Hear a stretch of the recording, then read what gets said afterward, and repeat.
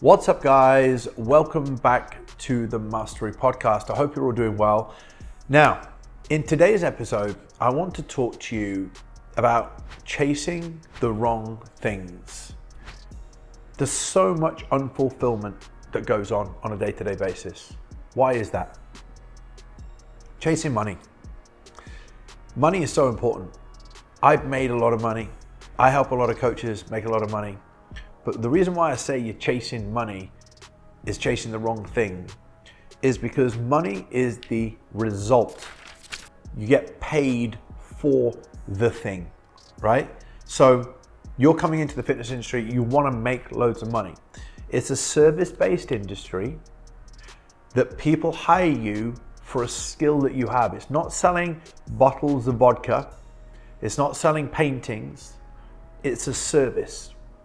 And the only way you're going to make money in this industry is if people deem you to be of high value to them. Now, where does high value come from? You're delivering a quality service. Got to learn how to do that. You're able to achieve fantastic results with your clients. You've got to be able to do that. You've got to keep clients long term. You've got to be able to do that. How are you ever going to do that without knowledge and skill? Now, I've said this time and time again, when you join the fitness industry, every bit of income you make should go on your education. Every bit of income that you make. I'm somebody that's sitting here looking into this camera today that's done 23 years, 15 years on the gym floor. I'm still a very, very proud coach. I help you guys to understand what you need to do in order to be successful. It would be a lie for me to sit here and say to you, I've made all my money coaching business. That's a lie. I've actually been able to build my business and make money from being a very, very good coach. And I spent all my career for the first 15 years just studying the science, theory, and practice of coaching. I traveled the world. I went and visited coaches all over the world. I paid them for mentorships. I paid them for, back in the day, Skype calls. I hired people to teach me the things that I knew I didn't have so I could learn the skills to become more valuable, to charge handsomely to people, to then get great results. And then, in time, I was able to charge more money. So I then got to the point in my city that I was charging way more than anybody else. In the early days of online coaching, 8, 9, 10 years ago, I was charging $350 a month back then for coaching people. But it wasn't online coaching. They just said to me, I want to look a particular way. How did I actually get to being able to get these people to look a particular way? Through knowledge and the ability to apply what I've learned. So knowledge, results equals money. And I'm sure you've heard this over and over again with different business coaches and different people being interviewed on different podcasts that have achieved anything of success. And see, I'd do this all again. I'd do the 23 years again to be sitting here with the knowledge that I have. But if you are somebody right now that thinks that anybody that you listen to on podcasts who's telling you, we've achieved this, look at the last 10 years. Look at the last 20 years that they're not talking about. That's what's got them here to today.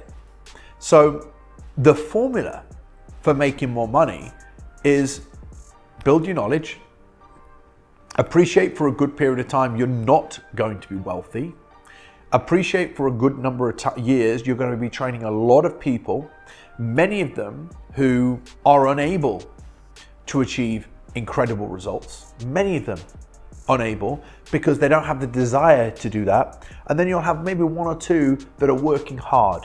And the first stages of your results will be they start to lose a bit more body fat than the previous client that you had. They start to actually find lifting weights a little bit more enjoyable than the client that they had before. And what you'll notice month after month, 6 month after 6 month, you'll start to notice that your clients are starting to improve. Your clients, I see this all the time. I ask coaches, show me your portfolio results after 3 to 5 years of being in the fitness industry. I also ask you, show me who you're working with. If it's the same type of client 5 years down the line, then your business is not going to be doing better in 10 years down the line because it's the same person, the same caliber of person. As I've moved through my career, I've worked with more disciplined people. I've worked with more successful people. I've worked with incredible physiques.